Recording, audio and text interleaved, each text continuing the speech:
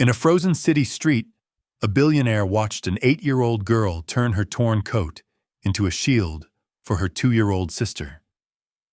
He almost walked away. That single moment, quiet, brave, unforgettable, would force him to stay, and change everything he thought he knew about warmth, family, and responsibility. Snow fell without urgency, the kind that softened everything it touched. In Maryline, winter had a way of making the city look expensive and lonely at the same time. Streetlights glowed like quiet witnesses. Shop windows shimmered with warmth they never shared.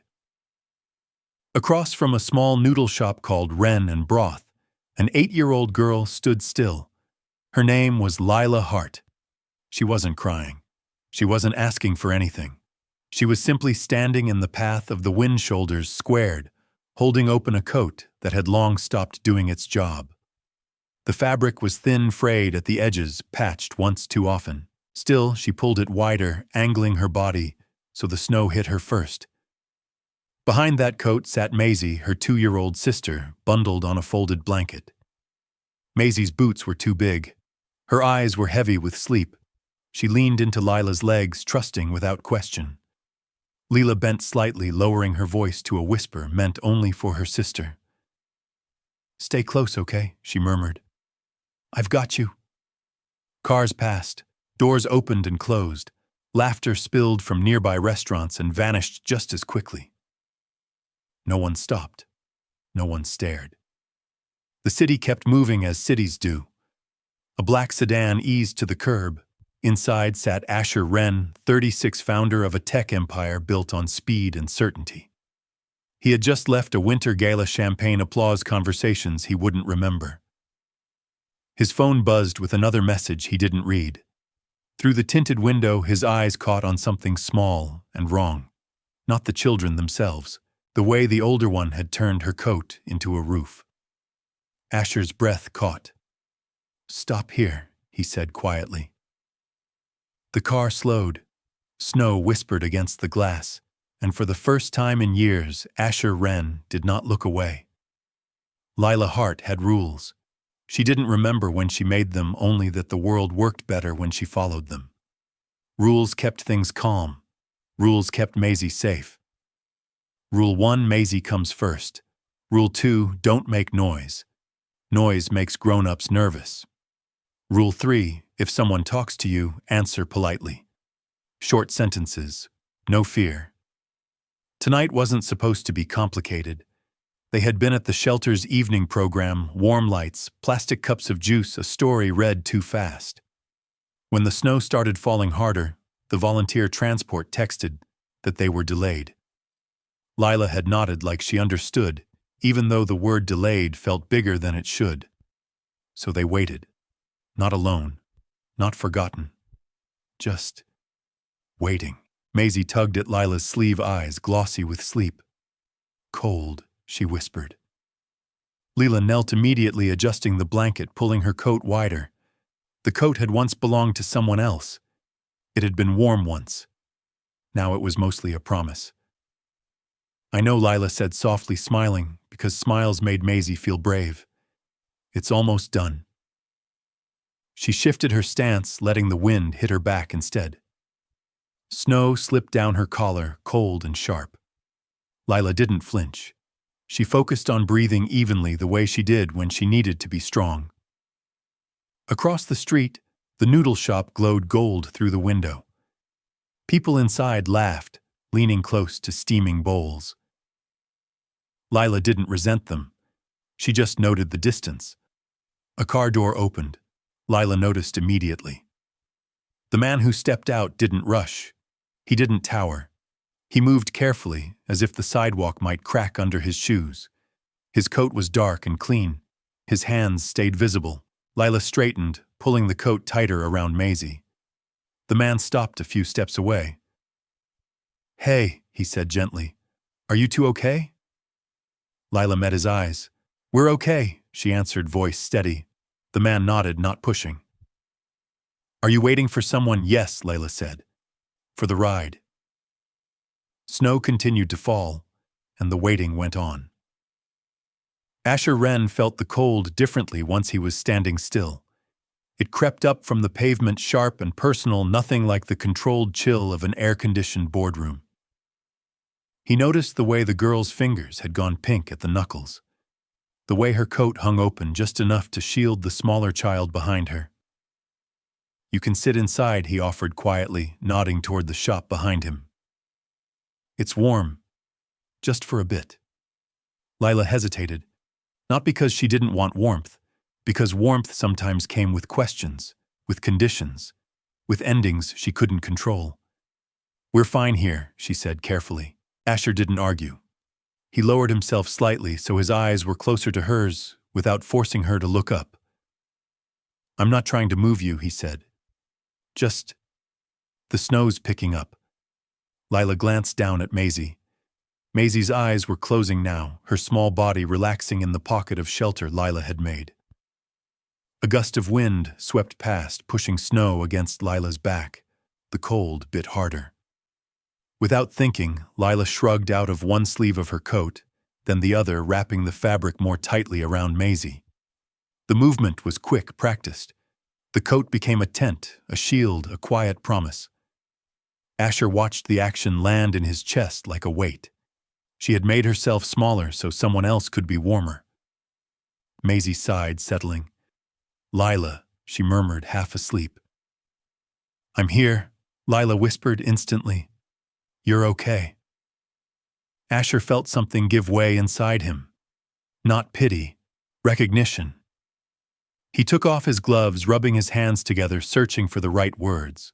"My name's Asher," he said softly. "What's yours?" Lila looked at him again, really looked this time. "Lila," she replied. Asher nodded. "That's a good name." The snow fell harder, and in the space between them, between a man who had everything and a child who had learned to be a shelter, something fragile and important began to form. Asher Wren hadn't planned to stop. His life moved in straight lines, garage to elevator, elevator to boardroom, boardroom to gala. Pauses were inefficiencies. Standing still on a snowy sidewalk wasn't something his calendar allowed. Yet here he was. The cold slipped through the seams of his coat as he watched Lila keep her body angled against the wind. She didn't complain. She didn't shift impatiently. She simply endured like endurance was a skill she'd practiced. Asher realized something unsettling. He was watching competence. Not desperation. Not chaos. A child managing a situation that shouldn't belong to her. "You're doing a good job," he said, before he could stop himself. Lila looked up sharply, unsure how to take that. "I didn't mean," Asher added quickly, lowering his voice. "I just mean, you're very calm." Lila nodded once, accepting the observation but not the praise. "I have to be." Those 3 words hit harder than any accusation. Asher glanced back at his car. The driver waited patiently, eyes forward, pretending not to see. It would be easy to leave, to assume someone else would step in, to convince himself that systems existed for a reason. But systems were made of people, and people sometimes ran late.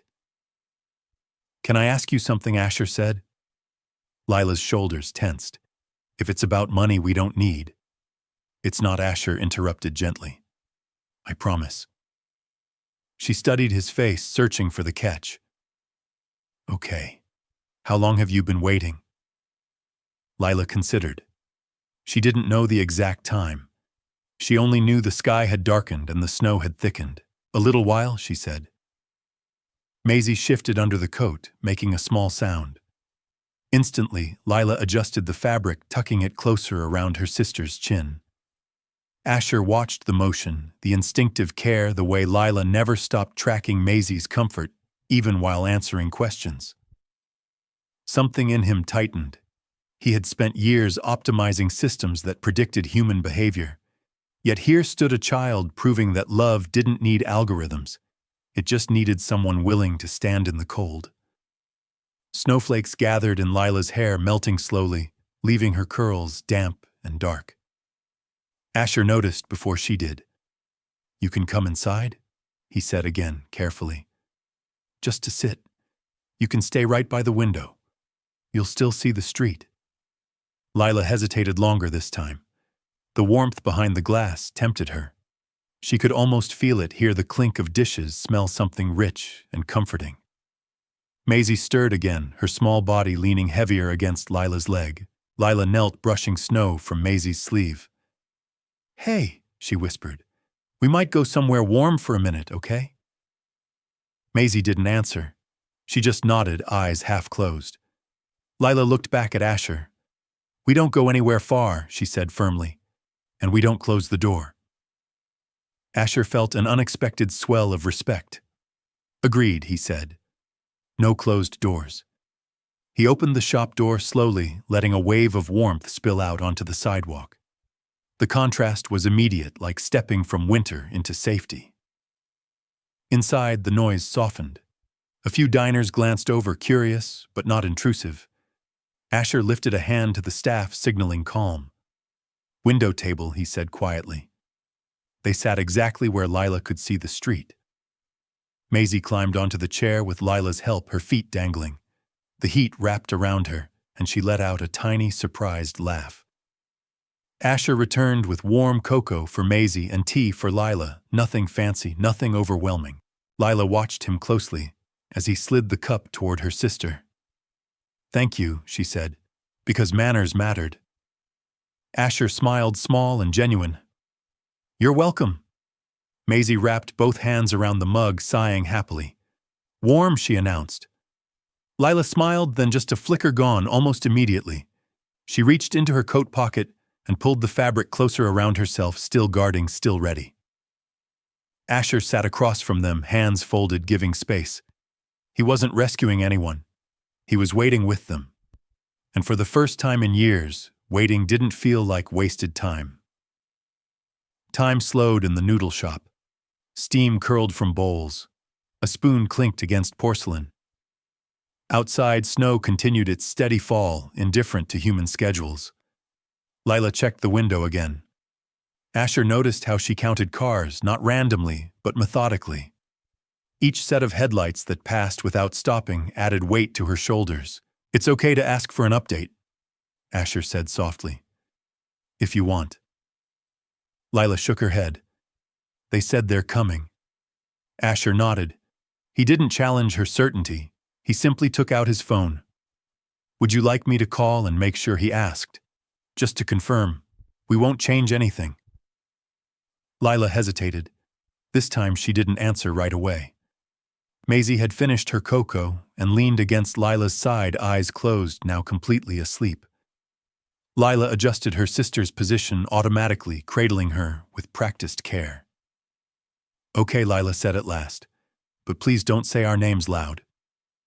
Asher felt a quiet ache in his chest. "I won't." He stepped a few feet away and made the call, speaking low, controlled, respectful.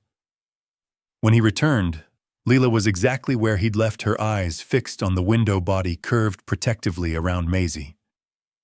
"They're on their way," Asher said. The storm slowed them down. About 10 minutes. Lila exhaled, not dramatically, but like someone releasing a held breath they hadn't noticed. "Okay," she said again. 10 minutes shouldn't feel long. But when you're 8, 10 minutes can feel like a test. Asher sat back down, keeping his distance. "You did the right thing," he said quietly. Lila looked at him. "What thing? Staying where it was safe? Watching out for your sister?" Lila glanced at Maisie's sleeping face. "That's just what sisters do." Asher swallowed. He thought of all the times he'd walked past something uncomfortable, trusting that responsibility belonged to someone else. Tonight, an 8-year-old had reminded him what responsibility actually looked like. The snow outside thickened. Inside, the warmth held. And in those 10 quiet minutes, something irreversible took root. The understanding that this encounter was not an interruption, but the beginning of something neither of them could walk away from. The door opened softly, letting in a gust of snow, and a woman wrapped in a navy coat, dusted white at the shoulders. Her name was Nora Ibarra. She scanned the room, once professional calm, then her eyes found Lila instantly. Relief crossed her face, subtle but real. "There you are," Nora said gently, keeping her voice light. "I'm sorry we're late." Leela straightened as if called to attention. "We waited," she said, not accusing, just stating a fact. Nora knelt beside her, lowering herself to Lila's height. "You did exactly the right thing," she said. "You stayed where it was safe and warm." Maisie shifted in her sleep, murmuring. Lila's hand moved automatically, steadying her sister. Nora's gaze softened at the sight. She turned to Asher. "Thank you for keeping them comfortable," she said. "I'm Nora. I work with the shelter." Asher nodded, respectful. "Asher Wren," he replied. "They were very clear about waiting. I just offered a place to sit." Nora smiled, approving but measured. "That matters," she said. Paperwork followed, quiet and efficient. Names confirmed, pickup delay explained, no raised voices, no blame, just adults doing what they were supposed to do. Lila listened closely, absorbing every word. When Nora said, "We'll head back now," Lila nodded immediately. She didn't cling to the warmth. She didn't hesitate. Maisie stirred as Nora gently lifted her. Lila hovered, close eyes tracking every movement until Maisie settled again. Asher watched from a respectful distance, surprised by the sharp ache he felt as the moment ended. He knelt slightly, catching Lila's attention one last time. "You were very brave tonight," he said. Lila considered that. "I wasn't scared," she replied after a moment. Then quieter, "I just didn't want her to be." Asher smiled, something open and unguarded. "That counts," he said. Lila hesitated, then nodded once. It wasn't goodbye. It was acknowledgement, and as Nora guided the sisters toward the door, Asher stood there longer than necessary, watching the space they left behind, already changed. Asher returned home to a penthouse full of light and silence. He took off his coat, set his keys down carefully, and stood in the middle of the room as if he'd forgotten why he'd come there. Outside, the storm had softened, snowflakes drifting lazily now, harmless and pretty. Inside his mind, it was anything but quiet. He replayed the night in fragments, Lila's steady voice, Maisie's sleepy sigh, the way that torn coat had become a shelter. Asher poured himself a glass of water and didn't drink it. He had seen hardship before from a distance, through reports, through donations with neatly formatted receipts. This had been different. This had been close enough to feel. He sat down at his desk and opened his laptop, intending to distract himself with work. Instead, he searched for the shelter. He read their mission statement, their rules, their emphasis on routine dignity and child safety. He noted the weather contingency plans and the reliance on volunteers. Responsible, careful, human.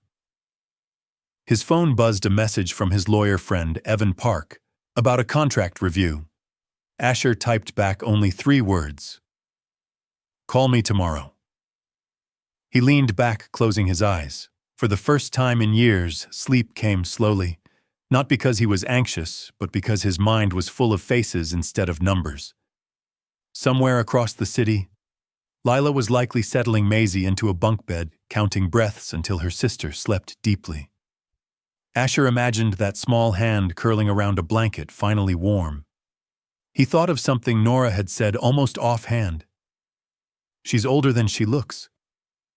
Asher understood what that really meant. Before turning in for the night, he did something unusual. He set a reminder on his phone. Check on shelter donations. Winter supplies. No press. He stared at the last line. No press. No performance. No applause. Just consistency. Asher turned off the lights and stood by the window, watching the city glow. The snow had stopped, but the lesson of it was still settling in. 3 days later, Asher returned to the shelter. Not alone, not announced, and not with cameras. He came with a coordinator from his foundation boxes labeled plainly socks, blankets, child-safe books. Nora met him at the door, eyebrows lifting in mild surprise. "You didn't have to come yourself," she said. I wanted to, Asher replied simply. Inside the shelter buzzed with quiet activity, children coloring a volunteer reading aloud the gentle order of a place designed to hold things together. Asher kept his hands in his pockets, resisting the urge to fix everything at once. Then he saw Lila. She sat at a low table, carefully lining up crayons by color. Maisie stood beside her, stacking soft blocks, humming tunelessly. Lila looked up and froze. Her eyes widened just slightly. You came back, she said. As promised, Asher replied, keeping his distance. With permission. Nora nodded from behind him. He checked. That mattered. Lila studied him again, recalibrating. Maisie remembers you, she said. As if on cue, Maisie turned, brightening. Asher, she said proudly. Asher crouched, smiling. Hey, Maisie. She toddled over, holding out a block. Build. Asher accepted it like an invitation to something sacred. They built quietly. No rush, no expectations. Lila watched closely, not suspicious now, but alert. Protective in a way that had nothing to do with fear and everything to do with love. After a few minutes, Asher stood. I won't stay long, he said to Lila. I just wanted to say hello and make sure you both had warm things. Lila nodded. Thank you, she said. Then after a pause, the cocoa was good. Asher smiled. I'm glad. As he left, Nora walked him to the door. You're doing this the right way, she said quietly. Asher looked back once more at Lila, now laughing softly as Maisie knocked over their tower. I don't want to rush anything, he said. I just don't want to disappear. Nora met his gaze. Then don't, she replied. Outside, the air was crisp and clear, and Asher Wren understood something new. Sometimes the most powerful thing a person can do is come back. Asher told himself he was only observing. That was the word he used, observing, as he sat in the shelter's small conference room, across from Nora Ibarra and 2 staff members. The chairs were mismatched. A box of tissues sat untouched in the center of the table. The atmosphere was calm, professional, and quietly serious. No one raised their voice. That made it harder. We appreciate your continued support, Nora said, hands folded. But I want to be clear about boundaries. Asher nodded immediately. Of course. Nora continued, choosing her words carefully. Children form attachments easily, especially when they've experienced instability. Consistency matters. So does clarity. Asher absorbed that. He had built companies on clarity. He knew how quickly mixed signals could fracture trust. I don't want to confuse them, he said. I'm not here to promise anything I can't keep. Nora studied him for a long moment. Then I'll be honest as well, she said. Lila is highly protective of Maisie. That bond is healthy, but it also means changes affect her deeply. Asher pictured Lila's eyes, alert, watchful, older than 8 should ever have to be. I understand, he said quietly. Nora slid a folder across the table. If you're considering deeper involvement, mentorship, guardianship down the line, this outlines the process. It's long. There are evaluations, home studies, training. Asher opened the folder. He didn't flinch at the pages. He flinched at the timeline. Months, possibly longer. This wasn't a transaction. It was a transformation. I won't rush, Asher said, and I won't bypass procedure. Nora nodded, relieved. Good. Because the goal isn't to change their lives overnight. It's to keep them safe. Asher closed the folder gently. Outside the room, laughter echoed Maisie's unmistakable giggle. Lila's softer laugh followed, cautious but real. Asher stood. May I say hello before I go? He asked. Nora smiled faintly. Yes, but briefly. In the common room, Maisie ran toward him, arms lifted in automatic trust. Asher knelt, catching her gently, careful not to overwhelm her. Lila watched, unreadable. Asher met her gaze. I'm not leaving, he said. I'm just learning. Lila considered that. Then she nodded once. It wasn't permission, but it wasn't resistance either. And Asher realized he was standing on an edge, one step away from a life that would ask more of him than success ever had. Routine settled in quietly. Asher didn't announce visits. He didn't bring surprises. He arrived on the same afternoons, stayed the same amount of time, and left the same way after saying goodbye properly. Lila noticed. She always noticed. She noticed that he asked before sitting beside Maisie, that he waited for Nora's nod before offering snacks, that he never questioned the rules out loud. One afternoon, Lila finally spoke while coloring at the table. "You always come after lunch," she said, not looking up. Asher smiled faintly. "It seems like a good time." Lila pressed a blue crayon hard into the paper. "Some people come once, then they stop." Asher didn't rush to reassure her. He knew better. "I can't promise forever," he said honestly, "but I can promise that when I say I'll come, I will." Lila glanced at him, assessing the weight of that sentence. Maisie climbed into Asher's lap with a picture book curling in easily. The ease of it made Asher's chest ache, not fear, but responsibility. He read slowly, stumbling over voices, earning a soft laugh from Lila despite herself. Afterward, Nora pulled him aside. "You're doing well," she said, "but I need to ask you something." Asher nodded. "Ask." "What happens if this becomes harder than you expect?" Nora said gently. "If evaluations don't go your way? If the process says no?" Asher didn't answer right away. He looked across the room where Lila was helping Maisie put crayons away, careful, deliberate, patient. "I don't disappear," he said finally, "even if the answer is no." Nora's shoulders eased. That's what they need to hear. Later, as Asher prepared to leave, Lila walked him to the door.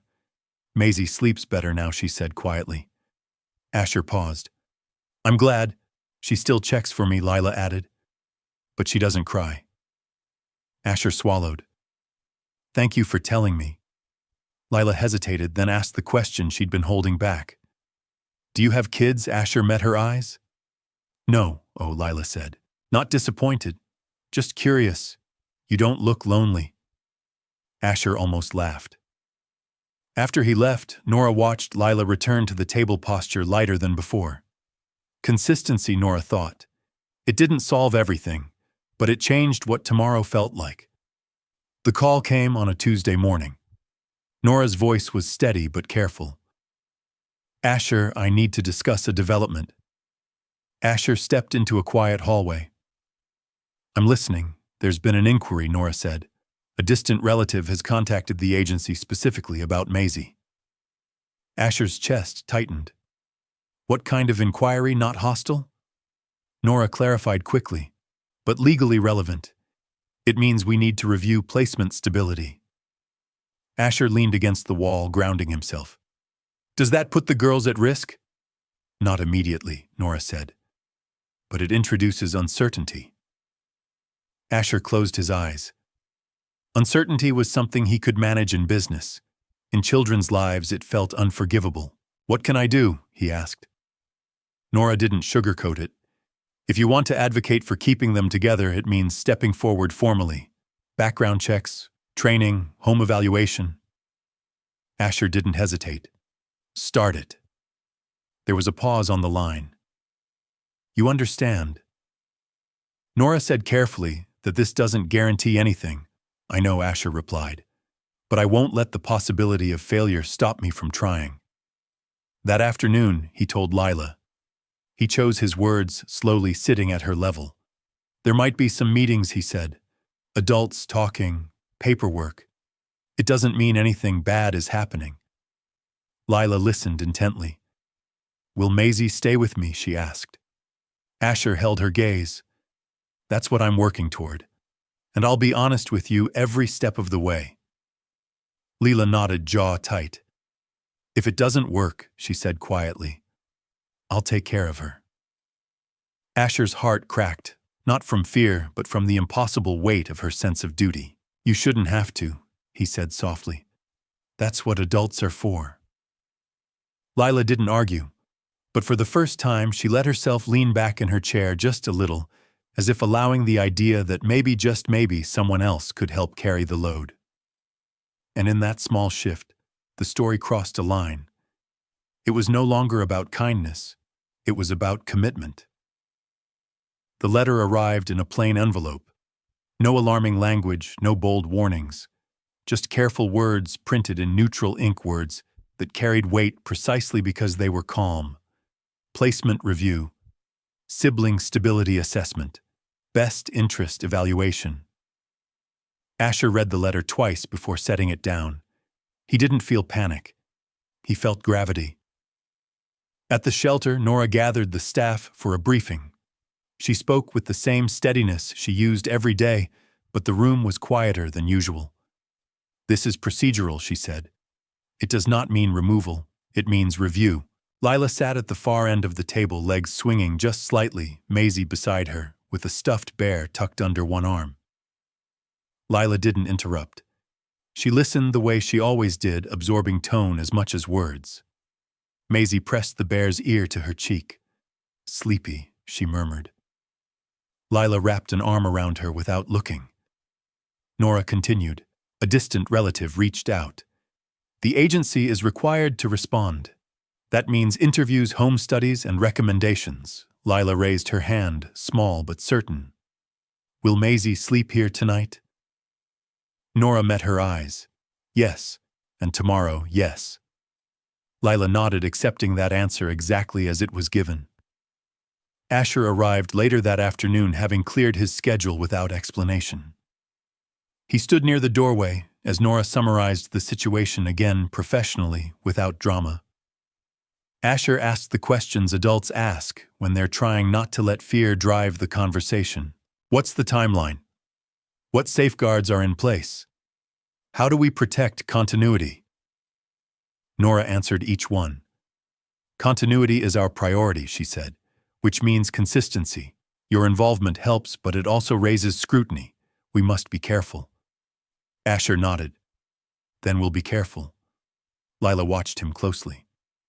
When Nora stepped away, Lila approached Asher with a folded piece of paper in her hand. A drawing, 2 stick figures holding hands under a crooked roof. "This is us," Lila said. "And that's the roof." Asher crouched, studying it seriously. "That's a good roof," he said. Lila's voice lowered. "They won't take her away if the roof is strong, right?" Asher chose his words with precision. "The grown-ups are deciding how to keep you both safe," he said. "And I'm helping them understand how important it is that you stay together." Lila nodded, lips pressed tight. She didn't cry. She didn't plead. She simply handed him the drawing like a contract. And Asher understood this wasn't about convincing a system. It was about proving that love could be stable. The evaluation didn't feel dramatic. That was the hardest part. No raised voices, no accusations, just a clipboard, a soft-spoken assessor, and questions asked gently but persistently. Asher opened his home with intention. Not the grand rooms, not the view. He showed the small bedroom he'd prepared, neutral colors, child-safe furniture, a nightlight that glowed like a quiet promise. "This room can change," he said, "if they need it to." The assessor nodded, taking notes. At the shelter, Lila sat with Nora in a smaller office. Maisie colored on the floor, humming. "Lila," the assessor said kindly, "I'm going to ask you some questions. You can answer only what you want." Lila sat up straighter. "Okay. How do you help Maisie when she's upset?" Lila answered easily. "I sit with her. I don't leave." "What helps you when you're upset?" Lila paused. Nora waited. "I count," Lila said finally. "Or I draw." The assessor smiled. "Those are good tools." Maisie toddled over and climbed into Lila's lap, interrupting nothing. Lila wrapped her arms around her sister instinctively, the way some people breathe. The assessor watched that moment longer than she watched the answers. Later, Asher met with the assessor separately. "Why are you willing to take this on?" she asked. Asher didn't reach for rehearsed language. Because I've seen what happens when responsibility is delayed, he said. And I don't want these girls waiting for adults to decide if they matter. The assessor tilted her head. Do you understand that love alone doesn't qualify someone? Yes. Asher replied. That's why I'm doing the work. That evening, after everyone left, Lila asked Nora the question she'd been holding all day. Did I say the right things? Nora knelt beside her. There are no right answers, she said. Just honest ones. Lila nodded slowly. When Asher said goodbye that night, Lila surprised him by speaking first. You didn't leave early, she said. Asher smiled gently. I told you I wouldn't. Lila studied his face, searching for cracks, finding none. She didn't smile, but she didn't brace herself either. And that for Lila was progress. The shelter was quiet after lights out. Lila lay awake, counting the soft breaths beside her. Maisie slept, curled against her fingers, hooked into Lila's sleeve like an anchor. Tomorrow was another meeting, another room, another set of adults deciding things that felt enormous. Lila stared at the ceiling and tried not to think too far ahead. She whispered, barely audible, I won't let go. Maisie shifted, murmuring something unintelligible, then settled again. Across the city, Asher sat alone at his dining table, papers spread out neatly. Forms, schedules, training certificates, every box checked. And still he felt unprepared. Not for the process, for the possibility that doing everything right might not be enough. He closed the folder and leaned back, exhaling slowly. In his mind, he saw Lila standing in the snowcoat, held open like a vow. He wondered how many nights she had done that made herself smaller, so someone else could feel safe. The thought settled heavy and permanent in his chest. Asher picked up his phone and typed a message to Evan Park. If tomorrow doesn't go our way, we keep showing up. The reply came quickly. Always. At the shelter, Nora made one last round, checking doors, turning down lights. She paused at Lila's bunk. You awake? She asked softly. Lila nodded. Tomorrow might feel long, Nora said, but you won't be alone. Lila hesitated, then asked the question she'd avoided all week. If they say only one of us can go. Nora waited. Lila swallowed. Will Maisie be okay? Nora felt her throat tighten.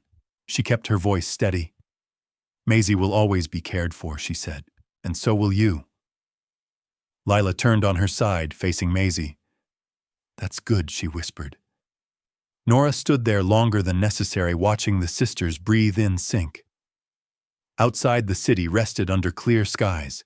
Tomorrow decisions would be made with careful language and official stamps. But tonight was held together by a small arm around a smaller body and the quiet promise of someone finally ready to carry the weight. Family court did not look the way Lila imagined. There were no raised platforms, no heavy gavels, no drama carved into dark wood.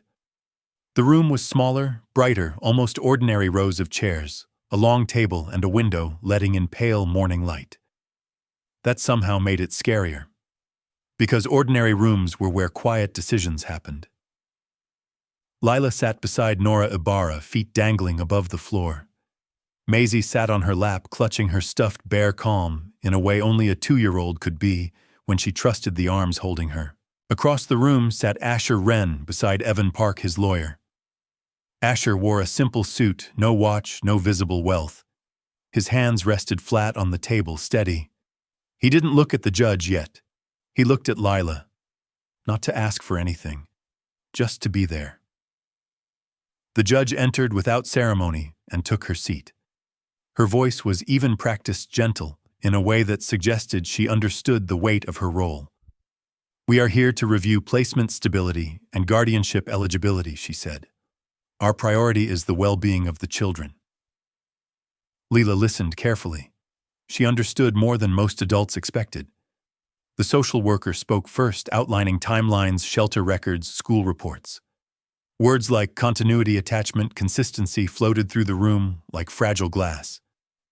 Then the distant relative's inquiry was addressed not with accusation, but acknowledgement. The judge emphasized that no immediate changes were being made. This was about clarity, not disruption. Asher was invited to speak. He stood slowly, deliberately, as if each movement mattered. "I'm not here to claim ownership of anyone's life," he said. "I'm here to offer stability, and to accept responsibility if the court allows it."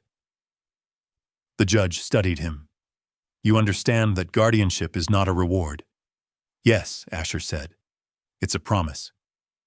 She nodded slightly. Nora spoke next, advocating with precision and care. She spoke of Lila's protectiveness not as a burden but as evidence of resilience. She spoke of Maisie's need for familiar presence, routine, and emotional safety. The judge listened. Then she turned her attention to Lila. "Lila," she said kindly, "you don't have to say anything today. But if you want to tell me what makes you feel safe, I'll listen." Lila's fingers tightened around Maisie's sleeve. She looked at Nora. Nora nodded gently. Lila stood. Her voice didn't shake, but it was quiet, like she didn't want to disturb the room. "I feel safe when Maisie is with me," she said, "and when people tell me the truth." The judge smiled softly. "Thank you." Lila sat back down, heart pounding. Nothing had been decided yet, and that waiting, that careful, respectful waiting, was its own kind of storm. The judge reviewed notes silently for a long moment. The room breathed. Finally, she looked up again, this time at Lila. "There is something I need to ask," she said gently. "And you can tell me if you'd rather not answer." Lila nodded once. In situations like this, the judge continued, adults sometimes discuss many possibilities, including ones that are difficult to imagine. "Have you heard any of those discussions?" Lila hesitated. "Yes," she said quietly. "And how did that make you feel?" Lila looked down at Maisie. Maisie was tracing the edge of her bear's ear, peaceful, unaware of how many futures were being balanced around her. Lila swallowed. "I didn't like it," she said. "But I listened." The judge nodded. "Can you tell me what you're hoping for?" The room went very still. Lila's mind raced not with fear but with calculation. She had done this before, decided things quickly, put someone else first. She lifted her head. "I want Maisie to be warm," she said. "I want her to sleep without waking up scared." The judge smiled gently. "And you?" Lila paused. Then she said the sentence that changed the air in the room. If you can only choose one of us." Her voice grew smaller, but it didn't break. "Please choose Maisie." Asher's breath left him in a sharp, silent rush. He lowered his head, one hand pressed to his mouth, not to hide tears, but to stay still, to not make this moment about him. Evan stared at the table, jaw tight. Nora closed her eyes briefly. The judge didn't respond immediately. She let the words exist. "Lila," the judge said finally, her voice softer now, "thank you for telling me that. It tells me something very important about you." Lila blinked. "What?" "That you love your sister very much," the judge said, "and that you've been carrying a responsibility that does not belong to you." Lila didn't argue. She didn't need to. The judge turned to Asher. "Mr. Wren," she said, "are you prepared to support both children, not because one asked for it, but because it is right?" Asher looked up, eyes clear despite the tears. "Yes," he said, without hesitation. The judge nodded slowly. The room seemed to exhale. No ruling yet. But something fundamental had shifted. This was no longer a discussion about logistics. It was a recognition of love and the quiet injustice of asking a child to sacrifice herself for it. Court adjourned for a short recess. No one spoke. Lila sat perfectly still, arms wrapped around Maisie, as if the world might tilt if she let go.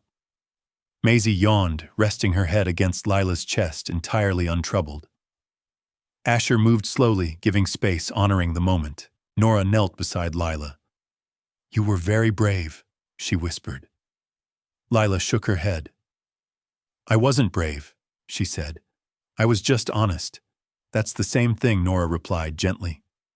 Across the room, Asher leaned against the wall, staring at nothing. He felt hollowed out, not empty, but changed, like something old and rigid had finally broken open.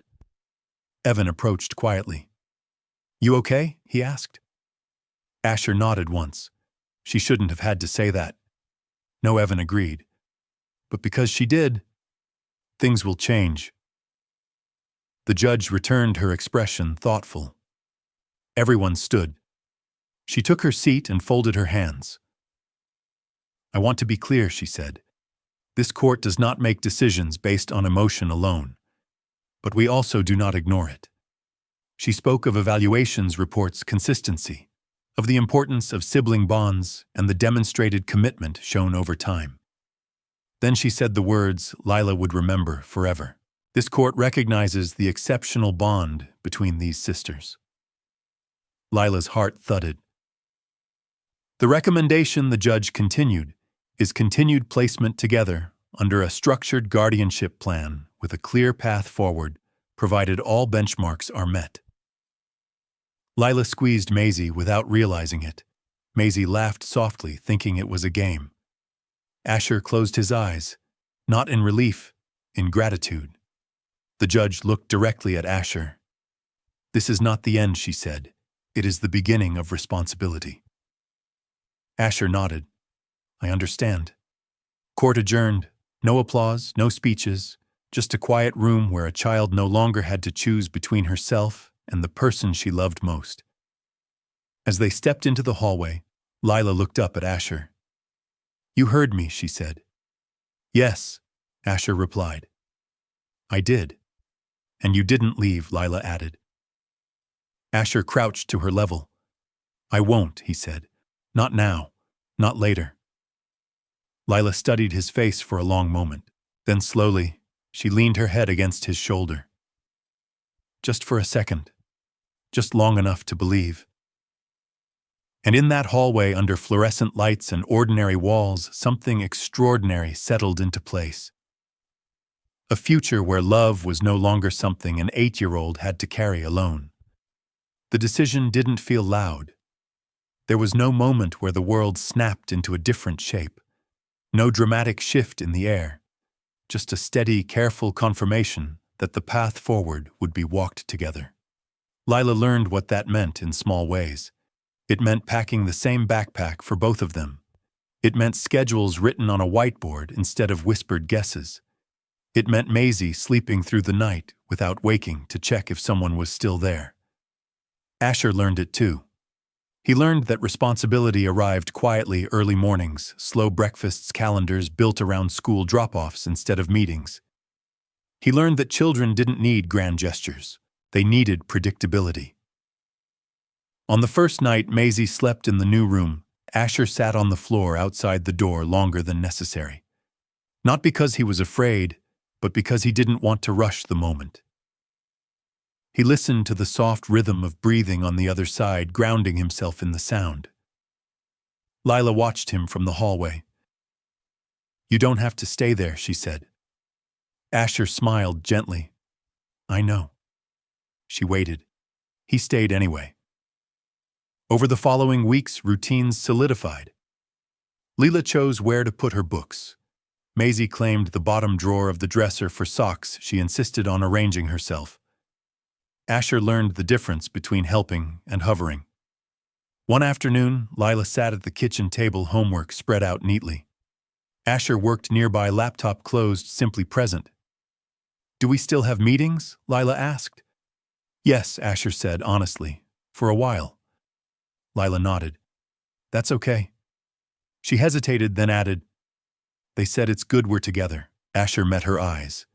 They were right. Lila looked down, twisting her pencil. I don't have to choose anymore, she said, not as a question but as a realization. Asher felt something settle deep in his chest. No, he said softly. You don't. Later that night, as he tucked Maisie in, she reached for his sleeve. Stay, she asked. Asher nodded. I'm here. And for the first time since the snowstorm, Lila fell asleep without listening for footsteps, secure in the knowledge that staying together was no longer something she had to earn. Spring came slowly to Marrowline. Snow melted into narrow streams along the sidewalks, and sunlight found its way back into places it had abandoned. The city felt less sharp, less hurried. So did the house. Asher discovered that warmth wasn't something you controlled, it was something you maintained. It lived in small rituals, pancakes on Sundays, library visits on Wednesdays, bedtime stories read twice because Maisie liked to interrupt. Lila thrived quietly. She joined a school art club. She hung drawings on the refrigerator without asking permission. She began correcting Asher's pronunciation of certain words, a small but significant act of confidence. One evening, Asher found her standing in the hallway staring at a framed photograph he hadn't noticed before.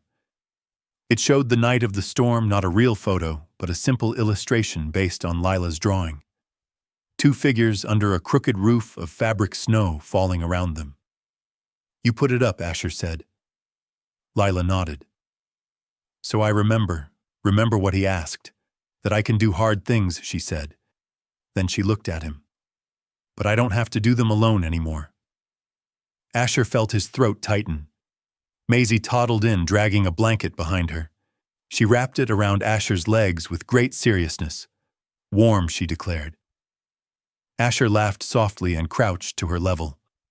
"Yes, very warm." Later, Nora visited for a scheduled check-in. She observed quietly, noting the way Lila spoke freely, the way Maisie moved without hesitation. "This feels stable," Nora said as she prepared to leave.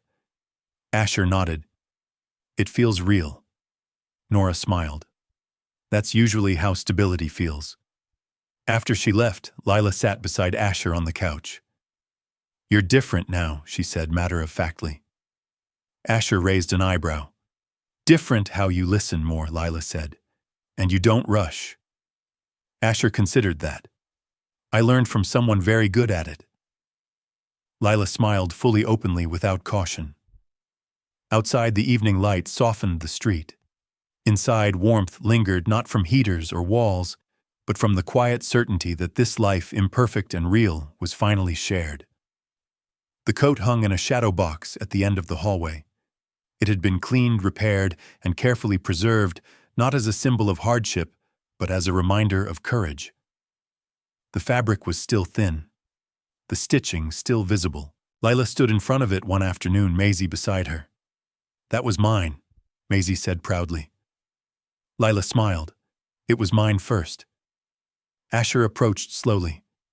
"Do you want to keep it there?" he asked. "Or we can put it away." Lila shook her head. "It's okay there." She reached up, touching the glass lightly. "It reminds me that I protected her." Asher crouched beside her. "And it reminds me," he said, "that I needed to learn how to stay." Lila thought about that. "You stopped walking away," she said. "Yes," Asher replied. "I did." Maisie climbed into his lap, pointing at the frame. "Snow," she said. "Yes," Asher agreed. "Snow." That night, Asher read the same book he always did. Maisie insisted on it. Lila lay on her bed nearby, sketching quietly. When the lights dimmed, Lila spoke softly into the dark. "Thank you," she said. Asher paused at the doorway. "For what? For seeing us?" Lila answered. Asher swallowed. "You showed me how." Years later, Asher would tell the story carefully, never for attention, never for praise. Just as an explanation for why he believed in showing up even when it was inconvenient. But tonight, none of that mattered. Tonight, there was only the steady breathing of two sisters, safe and together.